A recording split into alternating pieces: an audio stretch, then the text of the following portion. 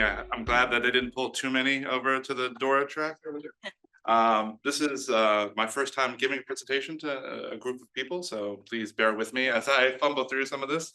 So my name is Dr. Morehouse, and it's my pleasure to speak to you guys today. It's hard to believe it, but I've been in IT asset management and IT for about 20 years now. I started as an intern at a service desk, and I've moved my way up to a director role now at Brand Advisory, where I work. I'm responsible for the day-to-day operation of information security for the firm. So this includes everything from alert and asset investigation to asset and inventory management to policies and things of that nature. And so my goal with this presentation is really to provide you what we've learned along the way as we've matured our asset management process. I started the firm in 2013, so about actually almost 11 years ago to the date. I started October 14th, 2013.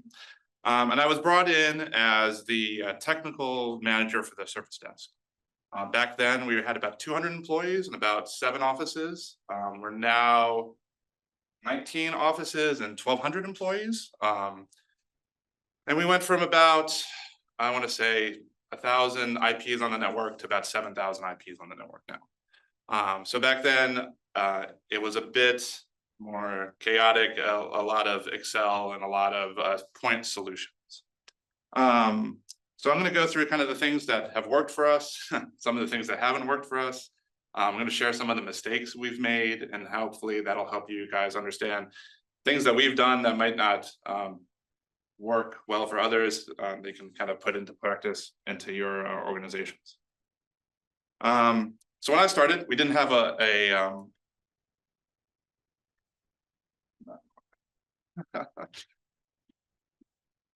when I started,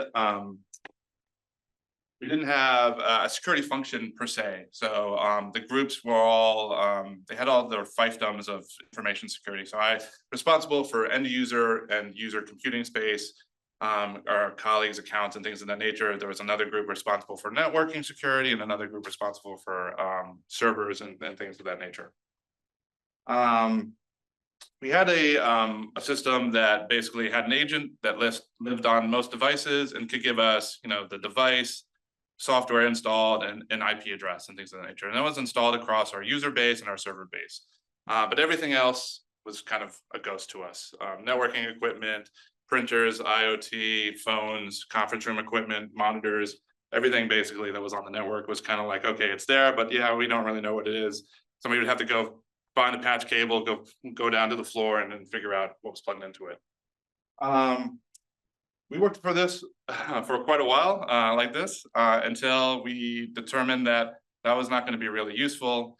We had a few pen tests that proved to say that, yeah, we can't really see what's on our network, right? We had a good understanding of compute and things of that nature, but nothing else. And I want to just pause and take a moment to kind of reflect on what we heard earlier. Having a good relationship with your internal audit function, if you have an internal audit function, is great. They will help you drive your security program forward, especially if you're working with them to kind of understand what your gaps are and what your risks are. They can help really drive that forward. We had a network access control solution in place that was in there before I actually started, but this was really aimed at just colleague workstations. So anything on the floor you plugged into, you had to authenticate to the NAC, and that was great. Server rooms and other kind of IoT devices didn't have to authenticate to the NAC. So we still we're missing a holistic picture of the devices on the network. So at this point, it became our remit to kind of determine, can we identify everything that's on the network? And can we do it quickly? And can we kind of pinpoint and isolate where we needed to? So we determined we were going to move forward and away from Excel-based things and point solutions to something a little bit more passive that can just work on the network and kind of determine things as they come on and off. So we found a solution that could deliver this via the span. So we basically feed everything that the network sees through the device. And it also connected directly to the switches and VPN appliances. And then later, we feed it data from our public cloud, so Azure. It takes all that data and does a couple of things with it. It uses credentials, if it's a Windows domain controlled device, to log in and can get a fingerprint of the device. Otherwise, it uses stuff like Nmap to fingerprint the device to determine if it's a printer, a phone, water cooler, a refrigerator, and it helps kind of identify what those assets are. And because we had this interoperability with the switches, we could then see exactly which switch port it was. And we could do some automations. We could label the switch ports with the device. So if you knew that this was an MFD, we could basically label the switch ports so that networking knew what it was, and we knew what it was if we needed to go troubleshoot why a device was acting up. And all was not, it was all not hunky-dory when we deployed this device. When we first turned it on and started scanning the network, we got hundreds of duplicates.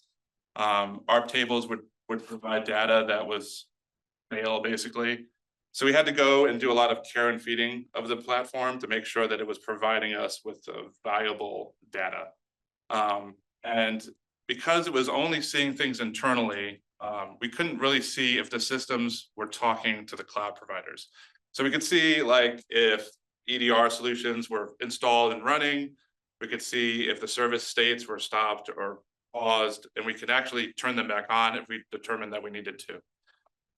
This was great, but we still didn't have that end-to-end clarity to see that, yeah, the service is running, but is it actually talking to the cloud provider? So we decided to take the next step, and I'm going to pause again for a second to move on to the next slide. But also kind of talk about the importance of talks like this and conferences like this. I feel it's really good to get an understanding of what your peers are doing and what kind of vendors are in the space, and kind of learn from their mistakes and our mistakes, and understand the tools and technologies that are out there. I mean, we're all kind of facing the same problems. Sometimes budgets are different, and sometimes technology is different, but they're all kind of the same bucket of issues. So, you know, organizations like the BCS are great when it comes to that. So you might also be asking yourself, you already have a NAC, why do you have another NAC like a device doing kind of the same thing? For us, it really came down to politics. The network access control device was maintained by the networking team, and it was a bit fragile, but it worked. And so if we wanted them to implement some of the things we wanted to do, like fingerprinting and have it across all devices and all switches and things of that nature, they were afraid that it was going to cause production issues.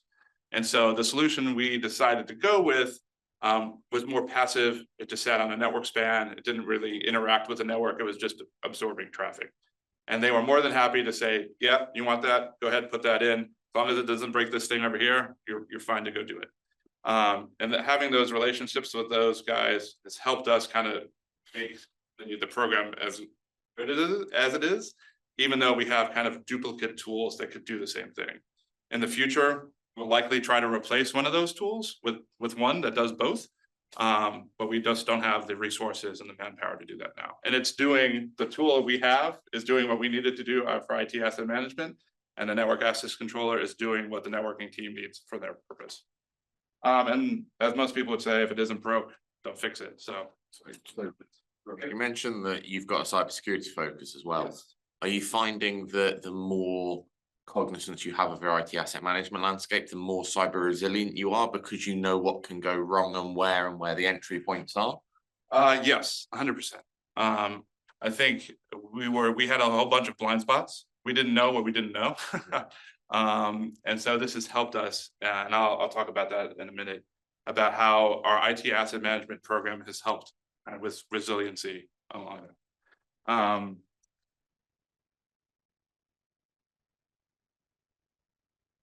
So as I said, we noticed a couple of things that were kind of not 100% in our implementation at that point. Again, we could only see things that were really on premise. We could see some Azure things and things that were in the public cloud, but we didn't have a holistic picture, kind of, soup to nuts, to make sure that the technology was working as expected. So we went to a talk similar like this, and we talked to some of our peers, and they recommended a solution that we currently use to this day, and that kind of acts as the linchpin of our IT asset management program. And I'm happy to tell anybody what the tools we use are, the products that have worked for us and the products that haven't. That this BCS asked me to be more agnostic when it comes to it. So I'm more than happy to share any of that with you either later in the conversation or via email. And I will also say that the two previous solutions are still in place. They still provide detailed data for their specific kind of areas of expertise, basically. So the networking, passive networking scanner still sucks up all that data and still provides this other tool with kind of a baseline of data. The other tool, which is agent-based, still provides some data to the system as well. But now we have, last count, I want to say 60 some connectors to our asset management tooling. So this includes everything from our domain registrar to all the way down to our EDR solution. And what we are able to do with that is kind of aggregate all that data to get a holistic view, right? And it's amazing what we can do now. And some of the use cases are on the screen, and I'll go through some more as well. And they range from everything to users, to devices, to software health, to endpoint health, to domain registrations coming up for renewal, for certificates coming up for renewal. And they're all available in the single pane of glass. And we were able to automate a lot of reporting and ticketing that used to happen, but it was kind of just happening ad hoc. Like people were like, oh, I got to go renew that certificate for the exchange server, or I've got to go renew the certificate that's expiring here. Or this contractor is no longer here, but this account still exists. So that's done a lot to help kind of automate some of those processes. And so some of the use cases we've got and not all of them are up here, but you can kind of see, and these are very, very high level, what kind of devices are in the network, what's the change, what's the trend of the device type. You can see how many workstations, VMs that we have deployed, how many are being unused. And when they actually hit this marker of 30 days unused, we go and turn them off and reallocate resources. We do this automatically through a script, but we also let the manager of whoever was the last person to log into that workstation know that that VM has been decommissioned. This is something else we do. So we use CrowdStrike and Defender because we just can. And so this lets us know what state Defender is currently in.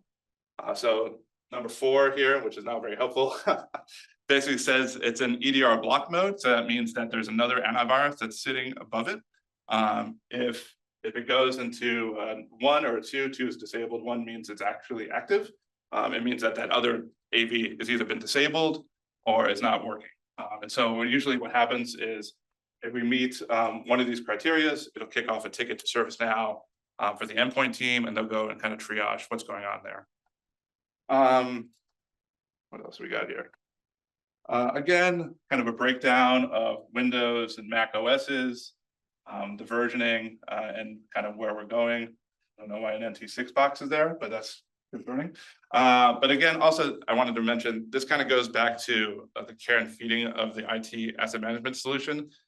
It's really only as good as the data that the tooling has provided to it. So we've got, like I said, about 50 to 60 connections into the IT asset management program. Some of them report bad data, like NT6.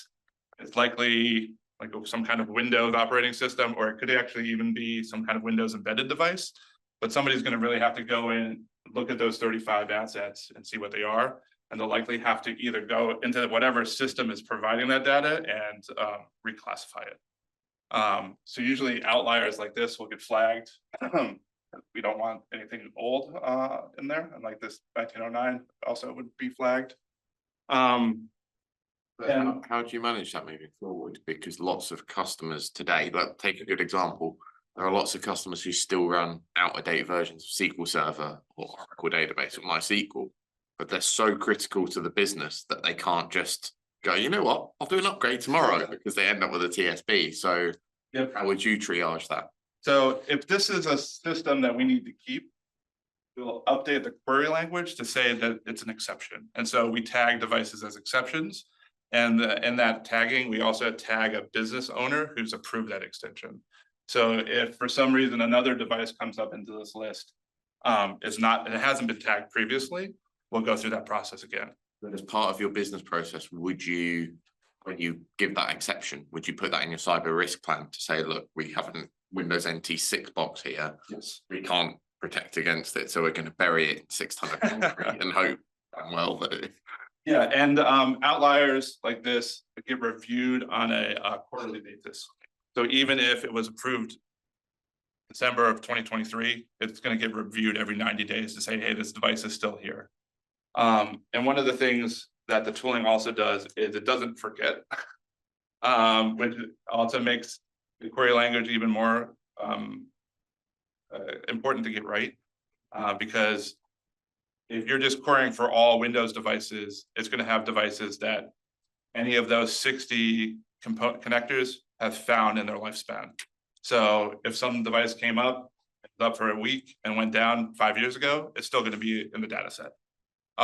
So you need to make sure that you're looking at devices that have last logged in the last 30 days, or devices that were last seen in Active Directory in 45 days, or things of that nature. And the tooling is smart enough that it'll say, is this the last fetch?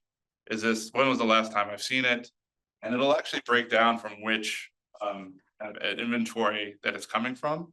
And what we've done is we've weeded out for some of the baselines, the ones that are less high fidelity. So we have Tenable that does a passive scan on the network, and it finds all sorts of stuff. And that not always is the most accurate data. And the system will try to aggregate that. So it'll take, say, this laptop here is named J Morehouse. If it sees it in 60 systems as J Morehouse and it sees it in 4 other systems as J Morehouse 2, it's going to try to aggregate that all into one system. And it's going to try to use the MAC address, the IP address, the serial number to kind of combine it into one. And you'll still have times where there'll be kind of orphan devices because it doesn't have enough data to make that aggregation. And again, those show up in another report, and somebody has to manually go through those and either break the devices apart, because sometimes we'll get clusters. So we get node 1 and node 2 of a cluster as one device, but we really want to track them as separate so that if node 1 doesn't have AV, it's not reporting that the cluster has AV, but only one node does. So that's another process we go through. And it's hard because we're now about 1,200 employees and 20 some locations, and there's 3 people in cybersecurity. So the more we can automate, the better. Some of this stuff does get pushed over to infrastructure and networking. So they do a lot of that hand holding for us, and they kind of take care of the things that are out there. But for us, our responsibility is the data quality and making sure that we understand what's on the network. And so this is an example of CrowdStrike Health. We'd looked at Defender before. So CrowdStrike is primary EDR, and this is looking at all colleague endpoints. And it's looking at colleague endpoints that do not meet it. So there are 22 devices as of whatever the screenshot was that did not have a healthy CrowdStrike instance. And again, it could be that those were kind of devices that had come on and off the network. They could be devices that have not checked into CrowdStrike in 14 days. So if somebody has a laptop and they just plugged it into, or they left it in their backpack and they've gone on holiday, it'll show up in this list. We're not too concerned when it happens because we have the EDR, the Defender, that kind of is a backstop to that. But if they show up in multiple cycles, so like every 90 days, the device is still here, or I think it's actually less than that, 60 days, the device is still there. We'll go say, is the device alive still? Is our other systems reporting it? So usually they won't show, even though the CrowdStrike isn't reporting it here, they'll still show in this list because one of the 60 other devices is saying that it's still live. So something else is saying, hey, this device is here, even though CrowdStrike doesn't think it is. And so we kind of run through those processes. Kind of moving on to some user use cases. So not only does the system import kind of hardware data, so like firewalls, switches, IoT devices, televisions, computers, it also has the ability to ingest user data. And this has helped us immensely while I guess it falls under asset management. This helps us kind of secure and resilient, make our kind of a user base more resilient. And what this is looking at is administrative accounts out of compliance. I think there's maybe 2%, and that for us, what that means is an administrative account has not had its password changed in 30 days. We onboard all of our administrative accounts to a privileged access management solution. That solution resets the passwords every 16 hours. And then if an account hasn't been used, it does it every 30 days. And this basically tells us that A, an account was onboarded outside of that process, or B, the account has been disabled or kind of deactivated in some way and it needs to be deleted. And this will kick off a ticket to ServiceNow. And in the future, will kick off another query to Active Directory to basically delete the account if it meets certain criteria. This here is just an understanding of some of the data sources that are feeding into the platform. And it's kind of a subset of data. There's 9,500 unique devices. We only have 5,700 devices that are active. So this is probably a query that includes things that no longer exist. So as I was going on earlier, Counteract acts as our passive network scanner. This is the device that gets the span traffic. It connects to the switches and the VPNs and provides that data.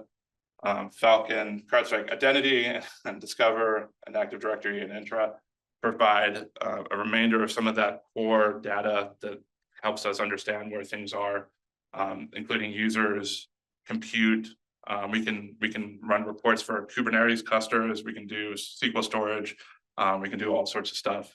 As we move into the cloud, this platform will also handle that. The one thing I'll say that it doesn't do very well is license management. So if you're looking at holistically, how many licenses of Adobe do I have? Are they in use? Does somebody use it once and never used it again? The platform has that ability, but it's not fully fledged out yet. So how do you manage administrative service accounts? Because if it needs to change the password every 16 hours, how do you manage that internally? Accounts. So those are administrative kind of interactive accounts. Right. So for service accounts, depending on the usage, we have the platform, not this platform, but our privileged access management solution can rotate passwords that meet certain criteria. So we've got admin accounts for our Tenable scanner and some other things. And basically the Tenable tool will reach out to the vault and ask for the password whenever it needs it. And so that password rotates I think that one does every 7 days. And they're all 30-character passwords and things of that nature. If it's a manual account and it's kind of an old school, like this is an account that's being used to run a service, they're onboarded into the privileged access management solution. And then there's a manual check to say, okay, your account is now 90 days old. I think for service accounts, we do a year. You'll get an email through ServiceNow saying, hey, you have to go and reset this password. For the most part, we try to move to the automatic or managed service accounts. But there's a lot of legacy systems that require that. And our PAM solution also does a decent job of scanning we're getting out of this slide deck, but that's fine. Does a decent job of scanning for dependencies. So if somebody onboards the service account and it's an Active Directory service account, it'll look to see if it's being used as a scheduled task. It'll look to be used if it's being used as an IAS job. It'll look to see if it's a scheduled service. And if it's an automatic and it's the Active Directory service that is being run, it'll reset those passwords as it resets the password itself. So if it's an IAS job and the password resets, it'll update the IAS password as well. Yeah, when it works. Cool, when it works. So moving forward, our plan is to use this platform to make the network kind of self-healing and more resilient in nature. This includes, I've talked about some of the things we currently do now. So ServiceNow tickets, emails, reports, dashboards. Those are kind of the things that we've been able to do kind of out of the box. But now we're getting into the area of creating assets in the CMDB, which is managed by another team, but we provide configuration items into the CMDB for them. They put all the services together, thankfully.